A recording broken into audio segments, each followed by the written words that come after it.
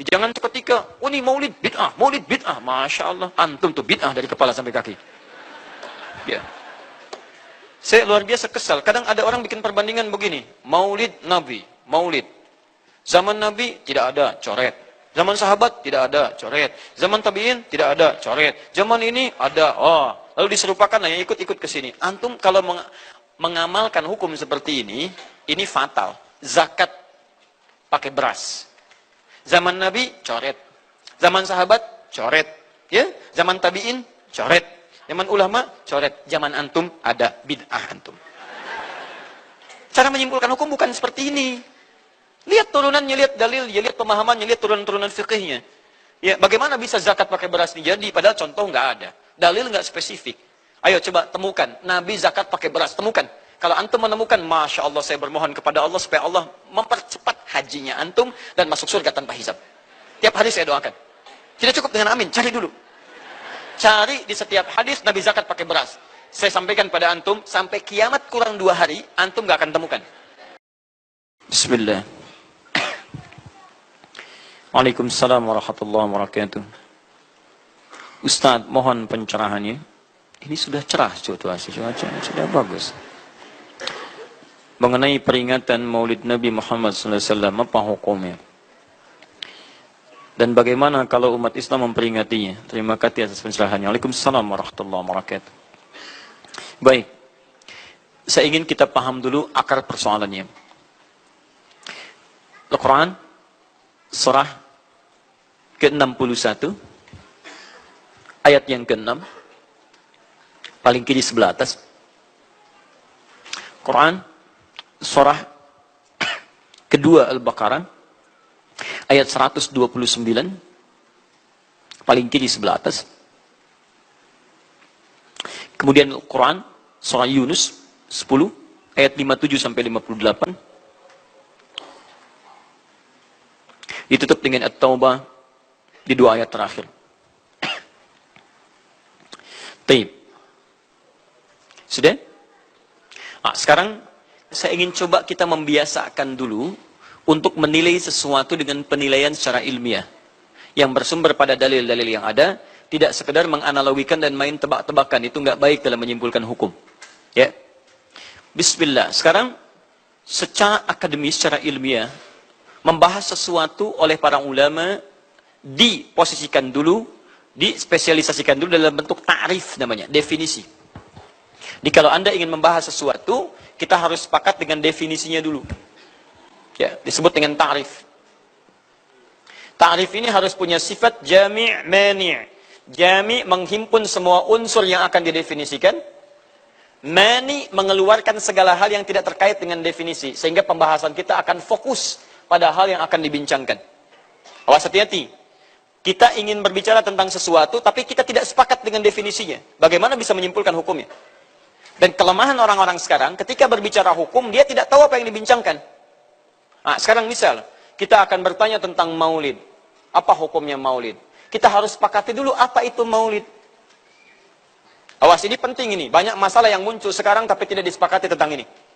Banyak orang bahas tentang hukum musik. Hukum musik begini-begini. Begitu saya tanya apa itu musik, bingung dia jawab. Apa itu musik? Anda mesti sepakat dulu musik itu apa. Di zaman Nabi apa yang disebut dengan musik. Zaman sekarang apa yang disebut dengan musik. Ketika Nabi menyampaikan hukum musik, apa yang dimaksudkan oleh musik di situ.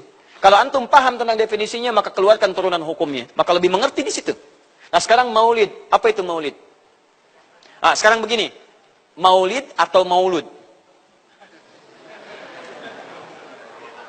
Mana yang benar? Bukan Allahu a'lam, harus cari kita. Mana maulid atau maulud? Antum sibuk menilai, ini maulid tidak benar. Oh, jadi yang benar maulud. Maulud juga tidak benar. Masya Allah. Apa maulid? Apa maulud? Baik, lihat. Kalau disebutkan maulid, itu waktu kelahiran. Waktu kelahiran. Awas, hati-hati nih ya, hati-hati. Ada kemarin saya lihat tulisan begitu bersemangat. Masya Allah, panjang-panjang nulis, ternyata salah paham. Pahamnya salah. Ya. Maulid itu ulang tahun. Bukan.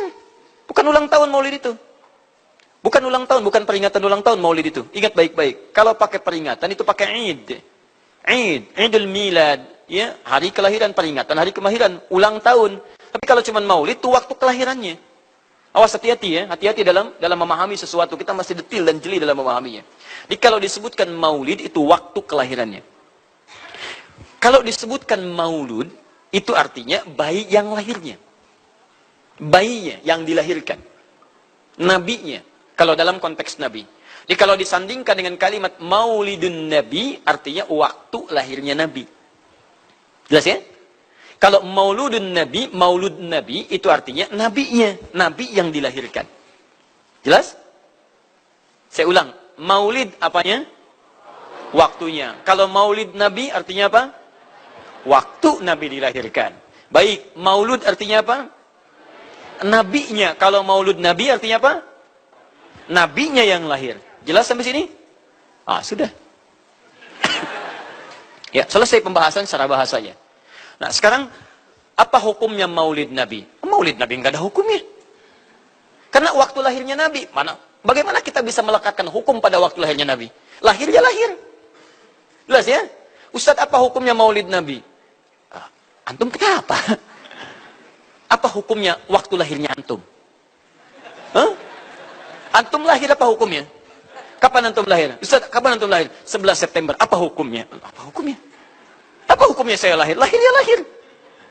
Jelas ya? Jadi kelahiran seseorang itu nggak ada hukumnya.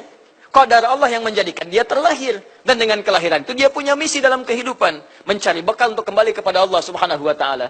Jadi kalau bertanya hukum kelahiran seseorang, lahir ya lahir. Nggak ada hukumnya di situ. Paham ya? Hukum itu terletak pada perbuatan seseorang, bukan pada kelahiran seseorang. Ketika dia berbuat dengan aspek kesadarannya, maka muncul hukum di situ. Awas, antum pun mesti belajar tentang hukum. Jangan salah menyebutkan hukum. Hukum terletak pada perbuatan, bukan pada benda, dan bukan terletak pada waktu. Jadi ketika ada perbuatan melekat pada benda dan waktu itu, maka muncul hukum. Apa hukum gelas? Halo? Tidak ada hukumnya. Tapi kalau menyebutkan apa hukum gelas yang menampung kemudian barang yang haram yang digunakan gelas ini melakukan perbuatan haram, baru muncul haram. Apa hukumnya gelas yang digunakan untuk melempar orang lain? Haram hukumnya. Apa hukumnya gelas yang digunakan menampung air minum untuk diminum dalam keadaan yang sehat? Sunnah hukumnya. Jelas ya? Apa hukumnya golok? Golok digunakan apa? Kalau digunakan menyembelih hewan kurban, maka jadi sunnah hukumnya. Kalau golok digunakan untuk menyakiti orang lain, mengancam. Siapa nama kamu? Masya pakai golok. Ya, hati-hati. Nah, itu haram hukumnya. Jadi benda terletak kepada, maaf, perbuatan yang melekat kepadanya. Apa hukumnya hari kelahiran? Hari kelahiran nggak ada hukumnya. Yang melekat hukum itu bagaimana menyikapi hari kelahiran itu. Itu poinnya. Paham ya? Ketika ada perbuatan melekat kepadanya, maka di situ ada hukum. Maulud itu bayinya, berarti nabinya. Apa hukum maulud? Apa hukumnya nabi? Nabi yang lahir nggak ada hukumnya.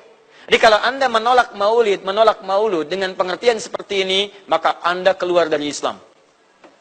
Kalau dalam hukum seperti ini, saya menentang maulid Nabi, berarti Anda menentang kelahiran Nabi SAW. Saya menentang maulud Nabi, berarti Anda berhadapan dengan Nabi, Anda musuh Nabi. Jadi kalau Anda dimaksudkan dengan kata maulud dan maulid, Anda tidak bisa menentangnya, bisanya menerima, saya menerima. Menerima. Kenapa? Karena dalam pengertian bahasa, maulid itu artinya waktu kelahiran. Maulud artinya nabinya. Jangankan saya, siapa saya dibandingkan Nabi Isa alaihissalam? Nabi Isa itu hidup 600 tahun sebelum Nabi Muhammad SAW dilahirkan. Nabinya belum ada. Nabi Isa sudah ada. Tiba-tiba, umatnya menduga, Nabi terakhir itu Nabi Isa. Karena Nabi Isa punya sifat yang mirip di ramalan kitab, yang mengatakan Nabi terakhir itu punya sifat baik dengan masyarakat lingkungan sosialnya. Dan Nabi Isa itu lembut, luar biasa. Jangankan pada manusia, pada hewan pun, itu lembutnya luar biasa. Jalan dengan muridnya. Di perjalanan kemudian ada aliran anak sungai melihat bangkai hewan. Sudah jadi bangkai, baunya luar biasa. Kata muridnya, guru, bau sekali bangkai ini. Kata Nabi Isa alaihi salam, Al-Masih, yang disebut oleh sementara orang dengan Yesus, itu Nabi, bukan Tuhan. Nabi beliau mengatakan, kata Nabi Isa, perhatikan, begitu putih sekali dan bersih giginya. Kata muridnya, Tuan Guru, kenapa Anda mengatakan demikian? Kata Nabi Isa, karena manusia hanya akan menyampaikan apa yang ada dalam benak pikirannya. Jadi kalau pikiran Anda kotor, Anda akan melihat bangkainya saja. Tapi kalau pikiran kita baik, kita akan mencari yang terbaik dari hewan itu. Bukankah dia ciptaan Allah? Bukankah dalam setiap ciptaan ada hikmah dan kebaikan? Perhatikan bagaimana putih bersih giginya. Jadi kalau bangkai saja bisa menjaga kebersihan gigi, kenapa kamu yang masih hidup tidak mesti? Ya minimal, kamu jaga perasaan. Minimal jaga perasaan, kan? Tapi itulah luar biasa. Di sini sering diambil hikmah bahwa teko akan mengeluarkan isi tekonya. Isinya kopi, keluar kopi. Isinya air bening, keluar bening. Isinya susu, keluar susu. Demikian juga kita. Bayangkan, Nabi Isa bukan hanya pada manusia. Pada hewan yang telah jadi bangkai pun, itu mohon maaf, kalimatnya dan sikapnya begitu indah, luar biasa. Maka diduga oleh kaum itu Nabi dan Rasul yang terakhir. Saat mendengar kalimat itu, kata Nabi Isa, bukan saya. Nabi terakhir punya sifat sama seperti saya dalam hubungan dengan makhluk. Jadi bukan cuma dengan manusia, dengan hewan, jangan sakiti. Kalaupun menyembelih, jangan sakiti hewannya. Makanya Nabi ini akan memberikan isyarat-isyarat yang sangat indah. Masya Allah. Pada tumbuhan, dia jaga. Tapi Nabi yang terakhir ini punya keunggulan yang tidak bisa disaingi oleh Nabi-Nabi lainnya. Apa itu? Ibu bapak sekalian, tingkat kedekatannya dengan Allah luar biasa. Ibadahnya luar biasa. Dalam bahasa Arab, tingkat kebaikan yang terkait dengan makhluk secara sosial, itu kalau satu kebaikannya disebut dengan Mahmud. Tapi kalau banyak kebaikannya disebut dengan Muhammad. Muhammad. Tapi kalau hubungan dengan Allah, ya dengan Khalik, kalau punya tingkat hubungan yang baik, satu sisi saja disebut Hamid namanya. Hamid. Antum rajin tahajud, tapi belum konsisten puasa sunnah. Maka antum namanya Hamid. Perempuannya Hamidah. Misal ada perempuan namanya Wanda, pakai Hamidah. Wanda Hamidah. Ya. Itu artinya yang dekat dengan Allah. Jadi kalau ada yang namanya Wanda Hamidah, jauh dari Allah. Ya. Kemudian pendapatnya menyimpang dari ketentuan Allah, mesti diingatkan. Anda Hamidah. Anda dekat dengan Allah, maka tidak layak mengeluarkan statement yang tidak sesuai dengan hukum-hukum Allah Subhanahu wa taala. Ya, Hamid. Awas, Hamid, nama Anda Hamid. Misal namanya Fahmi, Masya Allah. Hamid Fahmi Zarkashi, Masya Allah. Itu artinya hubungan dekat dengan Allah Subhanahu wa taala. Perempuannya Hamid, laki-lakinya Hamid, perempuannya Hamidah, Masya Allah. Paham sampai sini? Kalau bentuk superlatif, banyak ibadahnya, tahajudnya, sedekahnya, puasanya, segalanya, maka Masya Allah berubah kalimatnya. Dari kata Hamid jadi Ahmad. Ahmad. Maka Nabi Isa tidak menyebutkan kalimat Muhammad, tapi menyebutkan kalimat Ahmad. Karena kalau disebutkan kalimat Muhammad, nilainya serupa dengan beliau. Punya nilai kebaikan yang sama. Nabi Isa baik pada hewan, Nabi Muhammad baik pada hewan. Kata Nabi, lihat, kalau Nabi Isa sudah jadi bangkai. Nabi Muhammad ketika hewan akan disembelih pun, disembelih, kata Nabi jangan sakiti dalam penyembelihannya. Tajamkan dulu pisaunya. Ketika menyembelih, jangan lakukan berkali-kali. Kata Nabi, tajamkan, begitu andu kemudian sembelih, seketika selesai. Cari urat yang membuat cepat darahnya keluar. Nabi itu. Dan dalam menajamkan itu, antum jangan memperlihatkan depan hewannya. Tidak boleh. Kandidat selanjutnya, siap-siap ya. Masya Allah, tidak boleh. Awas saat kurban tuh. Kadang suka lupa antum tuh. Ya dibawa sini, ini masih begini-begini tuh. Itu menyakiti hewan secara psikologis. Nggak boleh, nggak boleh. Ya, awas, ya. Tayyib. Tumbuhan, lihat. Tumbuhan. Nggak boleh dalam keadaan perang. Perang itu kan luar biasa dahsyat.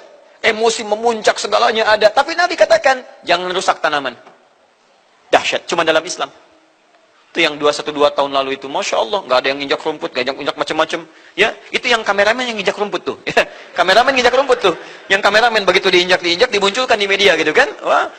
Tapi lihat betapa rapi, bersih. Itulah Islam. Tapi jangan cuma 212 saja. Ya, 312, 412, 484 dan sebagainya. Jadi, semua yang ada setiap hari kita jaga. Ada tumbuhan, jaga. Yang praktekkan negara lain. Di New Zealand ada tumbuhan, antum sedang ngidam. Papa pengen daun itu, tunggu sampai jatuh. Nggak bisa diambil. Begitu diambil, denda. Padahal yang punya teorinya Islam. Tapi hubungan dengan Allahnya itu bukan Muhammad, tapi Ahmad. Makanya Nabi Isa mengatakan, wa mubasysyara bi rasulin ya'ti min ba'di ismuhu Ahmad. Saya kasih kabar gembira. Rasul terakhir bukan saya. Tapi seseorang yang nilai ibadahnya lebih daripada saya. Jaminan surganya sudah ada. Bahkan turun surah kepadanya. Inna a'tainakal kautsar. Dirinya dijaga dari kesalahan, maksum. Sifatnya luar biasa baik. Tapi itu tidak menghentikan dia untuk mendekat kepada Allah dengan sifat yang luar biasa.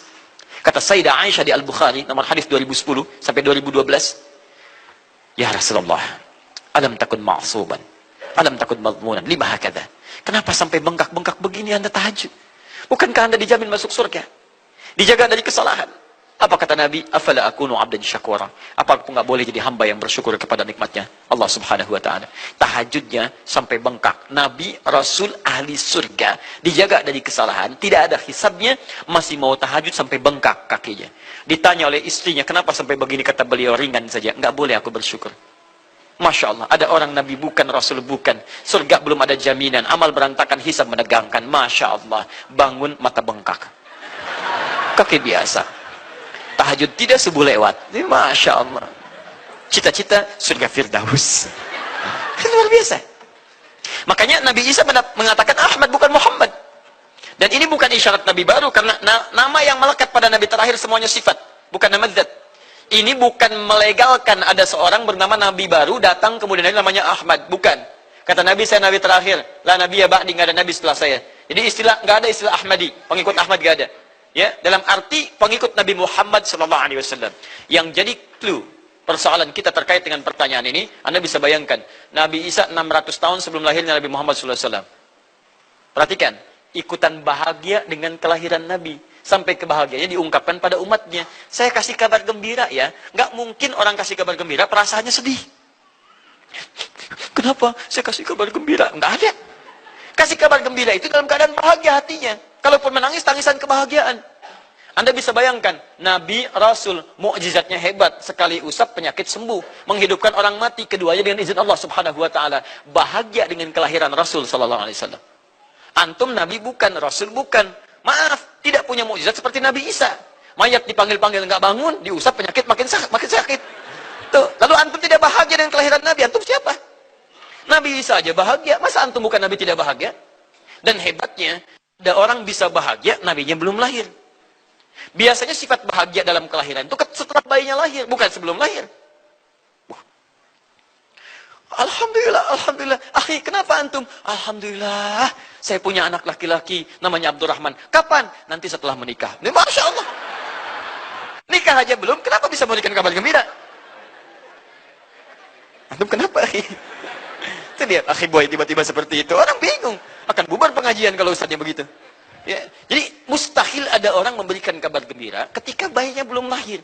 Tapi kemuliaan Nabi Muhammad SAW menjadikan seorang Nabi Isa belum lahir, nabinya sudah merasakan gembira dan memberikan kebahagiaan pada umatnya.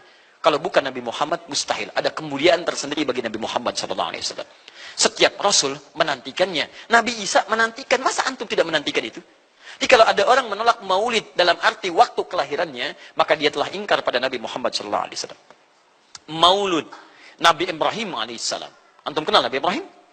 Oh, Masya Allah. Luar biasa.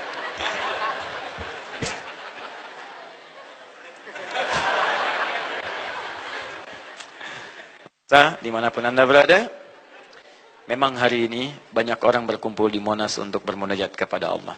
Tapi tidak harus menjadikan kita menjadi tidak fokus. Di sini ada yang kenal Nabi Ibrahim. Alhamdulillah.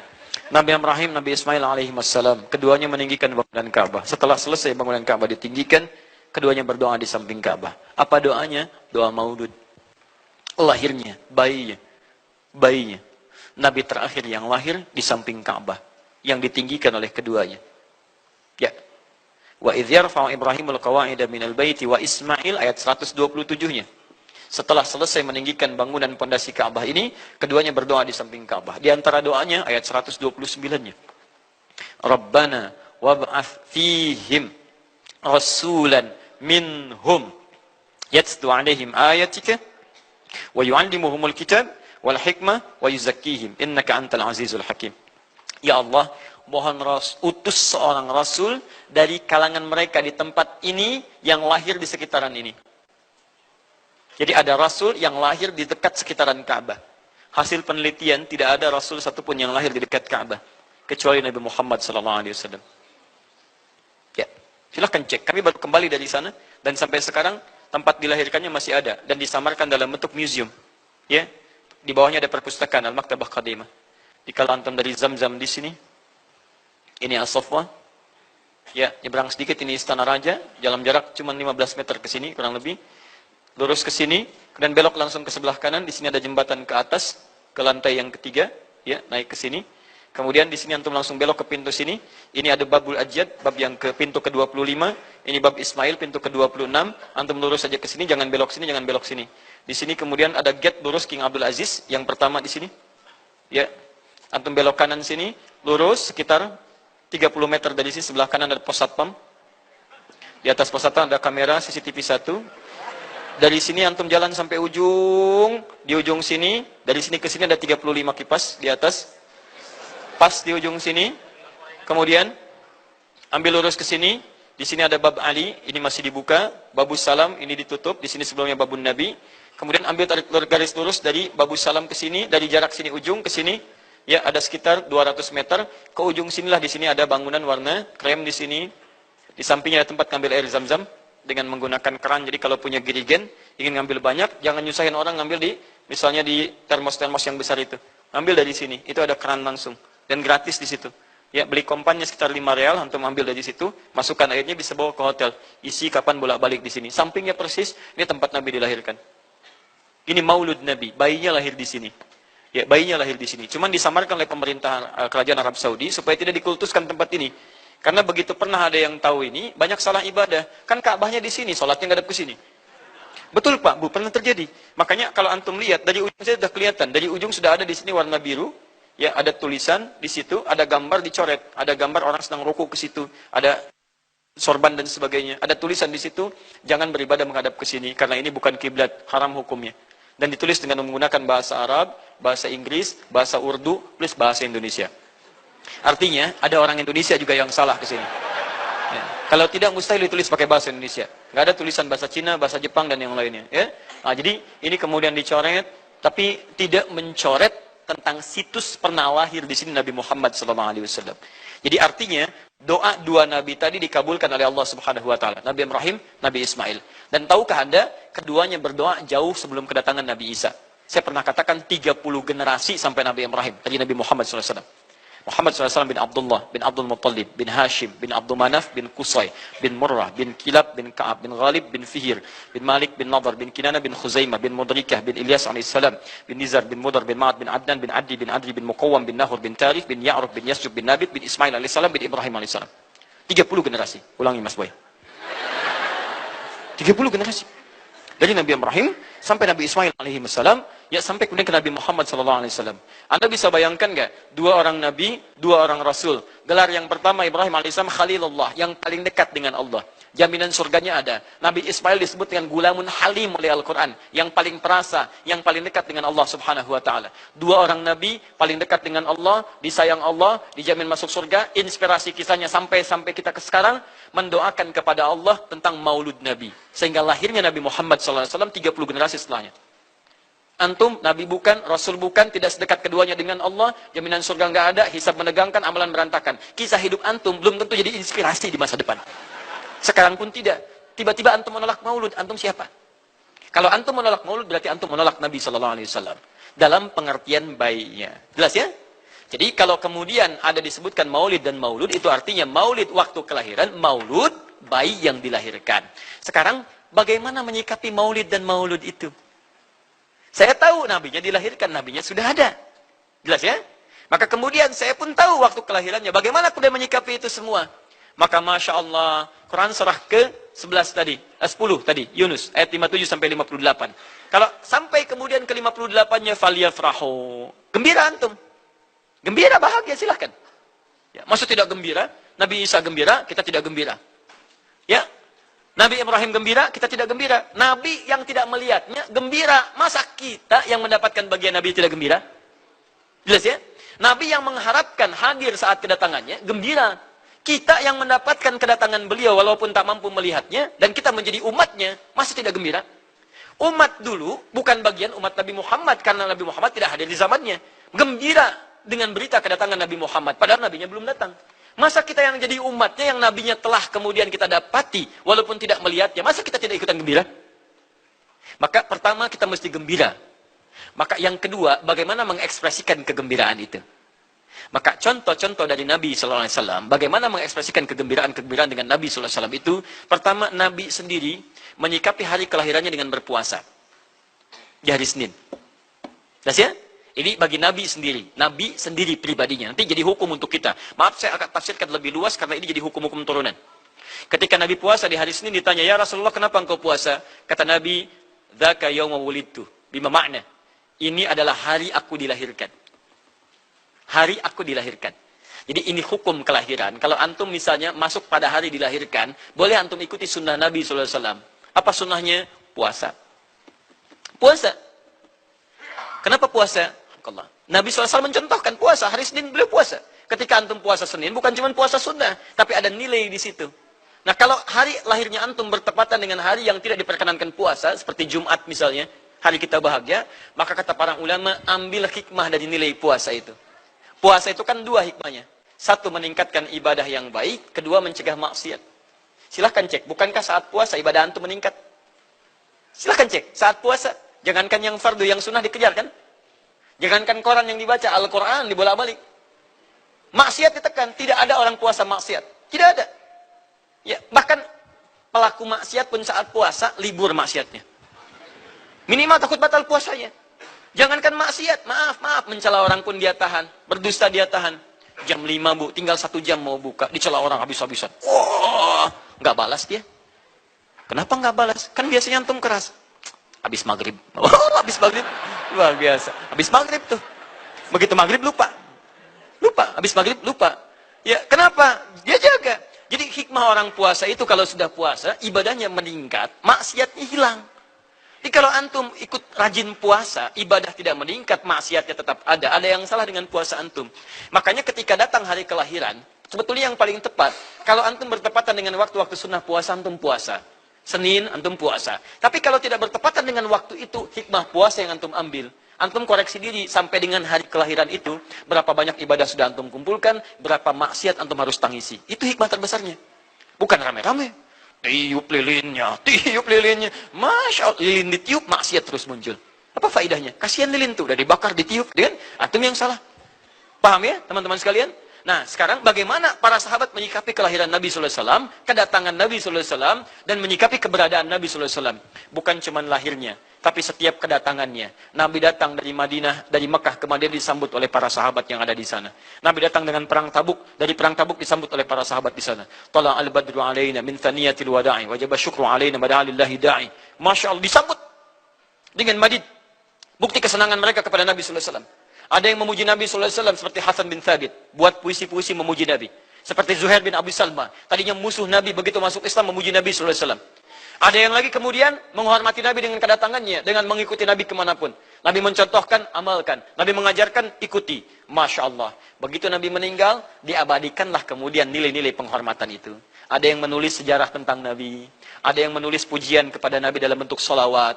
Ada yang menulis tentang amalan-amalan Nabi. Ada yang menulis tentang pengajaran-pengajaran Nabi. Dikumpulkan dan sampailah itu kemudian kepada kita semuanya. Dan itulah cara terbaik menyikapi tentang maulud dan maulid. Apa cara terbaiknya? Keluarkan ayat-ayat Qur'annya. 1. Quran surah ke-33 ayat 21-nya. Laqad kana lakum fi Rasulillahi uswatun hasanah. Sungguh ada pada diri Nabi SAW suri teladan terbaik untuk kita. Maka jika antum misalnya hadir momentum kelahiran Nabi SAW, maaf, biasanya kalau ada momentum-momentum tertentu orang bersemangat untuk mengingatnya. Silahkan cek. Hari pahlawan, ingat para pahlawan. Hari pahlawan berakhir, tidak ingat lagi. Hari kemerdekaan, ingat sampai pinang dipanjat-panjat.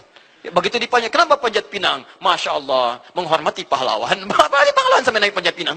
Luar biasa. Ada yang tarik tambang, ya, menghadirkan energi para pahlawan. Antum bisa bayangkan, momentumnya ada. Begitu hilang itu semua, tiba-tiba hilang lagi kemudian ingatan kita. Artinya, selalu ada momentum untuk mengajak kita mengingat sesuatu. Begitu Ramadan, ingat lagi amalan. Hilang Ramadan, hilang lagi kemudian amalan. Nah, jadi apa yang terbaik dihadirkan? Ketika ada momentum itu, maka para ulama kemudian mencoba untuk menampilkan nilai-nilai tadi untuk mengembalikan kita pada tuntunan Nabi SAW. Maka ditulislah kemudian sirah-sirah Nabi. Disampaikan untuk mengenalkan Nabi Muhammad SAW. Mumpung mereka ingat. Disampaikanlah pengajaran-pengajaran tentang Nabi. Disampaikan ada pujian-pujian salawat kepada Nabi. Kalau yang dimaksudkan tentang nilai-nilai ini, maka dari dulu sudah ada. Sudah ada. Dan yang sudah ada ini tidak dibatasi dengan waktu. Bukan muncul Rabiul Awal saja. Rabiul Awal ke Safar, datang lagi itu. Safar sebelumnya Safar, Rabiul Awal, kemudian ke Rabiul Akhir, muncul itu. Ke Jumada, muncul itu. Jadi maulid itu tidak dibatasi dengan waktu. Setiap waktu itu maulid. Maulud tidak dibatasi dengan waktu. Setiap waktu itu maulud. Tapi kalau ada momentum bersamaan dengan waktu kelahirannya, kemudian kita hidupkan untuk mengenal kepada Nabi, dalam bentuk yang tadi disunahkan dalam Al-Quran dan Sunnah, itu tidak ada masalah. Yang ada masalah itu adalah ketika menghadirkan hal-hal yang bertentangan dengan Al-Quran dan Sunnah Nabi SAW. Misal, maaf, dulu orang sudah terbiasa mengkaji tentang Nabi, menyampaikan risalah Nabi. Kemudian diisi misalnya, maaf dengan hal-hal yang bertentangan dengan keadaan-keadaan Nabi. Misal, saya ingin mengajarkan tentang Nabi, tapi ketika mengajarkan tiba-tiba mengatakan, pada saat ini Nabi pun datang bergabung bersama kita. Itu yang tidak kita sepakati. Jelas ya? Misal yang kedua, antum nih, mohon maaf, kerja di instansi. Bertepatan dengan Maulid Nabi, kita adakan peringatan. Padahal antum cuma ingin mengeluarkan anggaran saja dari situ. Itu bid'ah. Bid'ah. Mengeluarkan anggaran, sekedar hanya ingin dapat anggaran untuk dalam momentum Maulid Nabi, itu yang bid'ah. Maulid bukan makan-makan. Jadi kalau antum mengadakan Maulid Nabi hanya sekedar untuk makan-makan, itu yang bid'ah. Tapi kalau antum ingin belajar menghadirkan momentum itu untuk mengisi ta'lim, sama aja dengan ta'lim kita sekarang. Apakah ada hadis Nabi mengatakan ta'lim khusus di hari Ahad jam 8 pagi sampai jam 10? Tidak ada. Di ta'lim kita bid'ah ini. Jadi kalau antum pahami setiap yang tidak ada contohnya itu bid'ah, Masya Allah, maka akan ada banyak bid'ah dalam kehidupan. Mushaf itu bid'ah, karena nggak ada contohnya zaman Nabi SAW. Antum dari ujung kepala sampai ujung kaki itu bid'ah, karena antum tidak ada di zaman Nabi SAW. Ya. Jadi jangan langsung menilai bahwa setiap maulid itu bid'ah. Bukan. Kalau momentum itu ingin diisi dengan ta'lim, ingin memperkenalkan Nabi, ingin mengajarkan syariat-syariat Islam, maka itu tidak ada masalah. Itu mengamalkan petunjuk-petunjuk ayat, bukan mengkhususkan di waktu itu, bukan.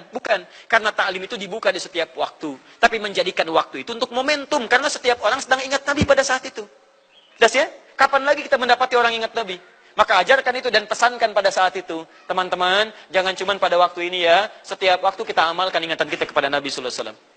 Makanya saya kalau diundang, Ustaz ada maulid Nabi. Saya datang untuk ceramah. Untuk menyampaikan pesan-pesan terkait dengan Nabi SAW.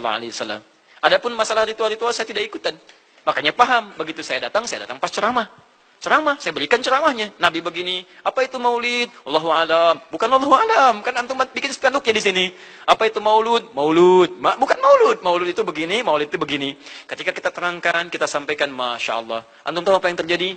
Mereka mulai sholat dengan baik, masjidnya mulai ramai. Besoknya tidak ada ramai-ramai lagi. Begitu ada maulid, ceramah lagi. Ternyata ceramahnya nggak sampai maulid lagi. Besoknya ceramah lagi. Ahadnya ada waktu taklim.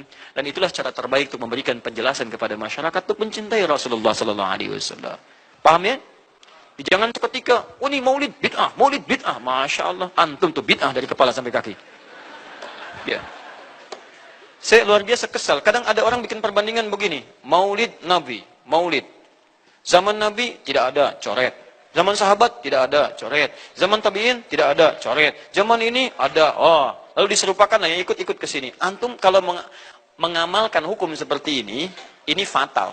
Zakat pakai beras. Zaman Nabi coret. Zaman sahabat coret. Ya, zaman tabi'in coret. Zaman ulama coret. Zaman antum ada bid'ah antum. Cara menyimpulkan hukum bukan seperti ini. Lihat turunannya, lihat dalilnya, lihat pemahamannya, lihat turunan-turunan fikihnya. Ya, bagaimana bisa zakat pakai beras ini jadi? Padahal contoh nggak ada. Dalil nggak spesifik. Ayo coba temukan. Nabi zakat pakai beras. Temukan. Kalau antum menemukan, Masya Allah, saya bermohon kepada Allah supaya Allah mempercepat hajinya antum dan masuk surga tanpa hisab. Tiap hari saya doakan. Tidak cukup dengan amin. Cari dulu. Cari di setiap hadis Nabi zakat pakai beras. Saya sampaikan pada antum, sampai kiamat kurang 2 hari, antum nggak akan temukan. Sehari lagi buat sadar, ngapain nyari? Ya. Karena Nabi tidak pernah bersentuhan dengan beras. Silakan cari di kitab hadis palsu pun, sepalsu-palsunya nggak akan ditemukan. Capek pemalsu hadis mengarang hadis palsu tentang itu. Nggak akan didengar, nggak akan dilihat. Kenapa? Karena tidak ada. Ya, kata Muawiyah, hadza irqun, itu makanan pokok. Nabi zakat pakai kurma, pakai gandum. Ya, lihat, karena itu makanan pokoknya. Makanya setiap makanan pokok yang digunakan, kata para ulama, mendekati kaidah usul fikihnya. Lihat, kaidah usul fikih diambil di sini. Setiap yang punya keserupaan dengan itu, sekalipun teksnya tidak jelas langsung menunjuk, itu ada isyarat, namanya qarinah namanya. Kalau ada isyarat menunjukkan kepada itu, maka boleh digunakan sebagai alternatif lain dari makanan pokok yang tidak didapati di masa kita dengan generasi yang berbeda. Tapi kalau makanannya sama di setiap generasi, dia zakatnya pakai itu. Makanya orang Arab sampai sekarang pakai kurma, ada yang pakai gandum. Kita makanan pokoknya bukan itu. Antum makanan pokoknya apa? Beras, Masya Allah, beras. Baik pemirsa, beras itu makanan pokok bagi hewan yang bertembolok ya. Ayam, bebek itu beras. Baik, makanan kita nasi. Dan nasi bersumber dari beras. Baik, nasi bersumber dari beras. Jadi kalau kita ingin zakat pakai beras, boleh tidak?